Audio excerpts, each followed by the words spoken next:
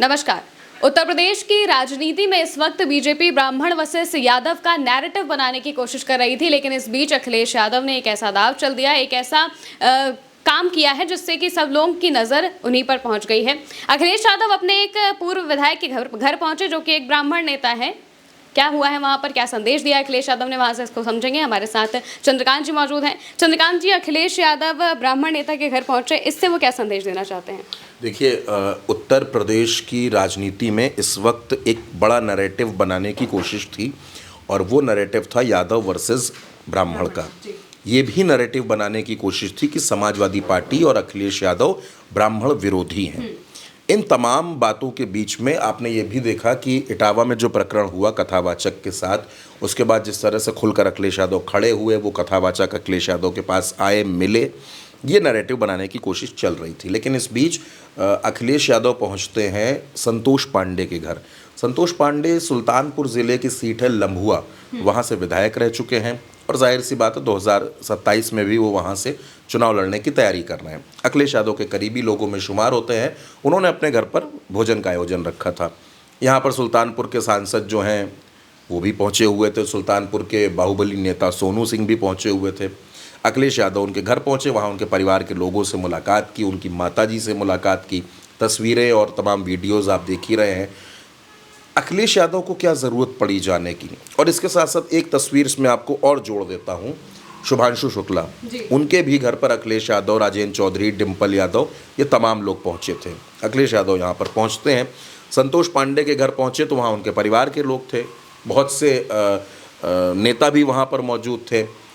तो वहाँ उनसे उनकी बातचीत हुई और तमाम तरीके की चर्चाएं हुई। ये इनके घर जाना, संतोष पांडे के घर जाना, ऐसा नहीं है कि अखिलेश यादव उनके घर जाते नहीं हैं, जाते हैं, हमेशा जाते हैं। लेकिन इस वक्त ये मुलाकात की जो टाइमिंग थी, ये एक बड़ा मैसेज देने वाली तस्वीर बन गई। मैसेज उन लोगों के लिए जो लोग ये दिखाना चाह रहे थे कि अखिलेश यादव जो है वो ब्राह्मण विरोधी हैं, और ब्राह्मणों के बाद ये जो घटना हुई, देखिए जो घटना हुई उसमें यादव कथावाचक के साथ गलत हुआ। ईमानदारी की बात यह है कि अगर मान लीजिए उसके आधार कार्ड में कोई गड़बड़ी थी, तो उस काम को करने के लिए पुलिस के लोग हैं, पुलिस अपना काम करेगी। लेकिन वहाँ जिस तरीके से उनके साथ मारपीट की गई, उनकी चोटी काटी गई, उनसे पैर छुआए गए, और भी बहुत कुछ जो वहाँ पर हुआ, तो उस मौके पर तो अखिलेश यादव को पीड़ित के साथ खड़े होना ही पड़ेगा। और बार बार अखिलेश यादव ये बात कहते हैं कि जो पीड़ित है वो पीड़ित है, तो यानी जिसके साथ अन्याय होगा हम उसके साथ खड़े रहेंगे। हमने देखा कि अयोध्या के पीड़ित जब उनके पास पहुंचे, जब गोरखपुर के पीड़ित अखिलेश यादव के पास पहुंचे, तो अखिलेश यादव ने उनकी भी आवाज़ उठाई, उनके भी मान सम्मान की लड़ाई लड़ने का काम किया। और जब इटावा में हुआ तब उस मुद्दे को भी उठाया। लेकिन भारतीय जनता पार्टी को ये मुद्दा मिल गया।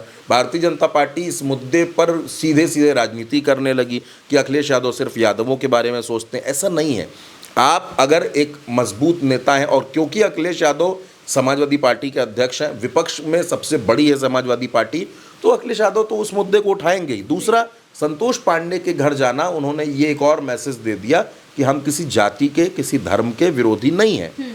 वो उनकी पार्टी के नेता हैं, वो उनके घर जाएंगे, वो शुभांशु शुक्ला के घर जाएंगे। अखिलेश यादव के साथ तमाम ब्राह्मण चेहरे नजर आते हैं। समाजवादी पार्टी के बड़े ब्राह्मण नेता जनेश्वर मिश्रा रहे।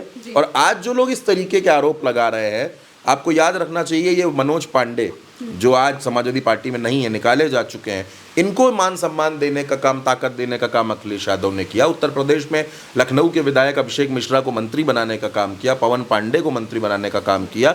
यानी हर जाति को, हर वर्ग को, हर धर्म को सम्मान देने का काम हमेशा किया। संतोष पांडे के घर जाकर अखिलेश यादव ने ये संदेश, क्योंकि ये इस वक्त ये संदेश देना बेहद ज़रूरी था, वो उनके घर गए, वहाँ उनके परिवार के लोगों से मिले। संतोष पांडे की माताजी भी वहाँ पर मौजूद थी, और जो बहुत से तमाम नेता हैं वो भी वहाँ पर मौजूद थे। अखिलेश यादव ने सबसे मुलाकात की, सबसे बातचीत की। और जाहिर सी बात है कि ये वक्त ऐसा है कि जब पंचायत चुनाव पर बात होगी, जब विधानसभा चुनाव पर बात होगी, समाजवादी पार्टी विधानसभा चुनाव की तैयारियाँ शुरू कर चुकी है। संतोष पांडे जो नेता हैं, जो पूर्व विधायक हैं, उनके घर पर जाकर के अखिलेश यादव ने ये मैसेज दे दिया है कि समाजवादी पार्टी मुद्दों की राजनीति करती है, और अगर विपक्ष में है तो सत्ता से सवाल पूछे जाएंगे, सत्ता को उसका जवाब देना पड़ेगा, जो सरकार में बैठे हुए लोग हैं। तो वहाँ जाकर उन्होंने पूरे प्रदेश के ब्राह्मण समाज को एक मैसेज दिया है कि जो झूठा नैरेटिव बनाने की कोशिश बार बार भारतीय जनता पार्टी की तरफ से की जा रही है, इस झूठे नैरेटिव में आप लोग ना फंसे। हमारा काम क्या है बतौर नेता हमारा ये काम है कि हम हर वर्ग को सम्मान दें और सबकी बात करें, किसी एक की बात नहीं, हर पक्ष की बात हो, सबकी बात हो। मुलायम सिंह यादव की सरकार रही हो या अखिलेश यादव की सरकार रही हो, उसमें ठाकुर भी मंत्री रहे, ब्राह्मण भी मंत्री रहे, उसमें यादव भी मंत्री रहे, उसमें दलित भी मंत्री रहे, उसमें ओबीसी भी मंत्री रहे, तो कहीं किसी के सम्मान में कोई कमी नहीं है। लेकिन अगर कोई झूठा नैरेटिव बनाना चाह रहा है, अगर कोई किसी को बदनाम करना चाह रहा है, तो उसका तो काउंटर करना ही पड़ेगा।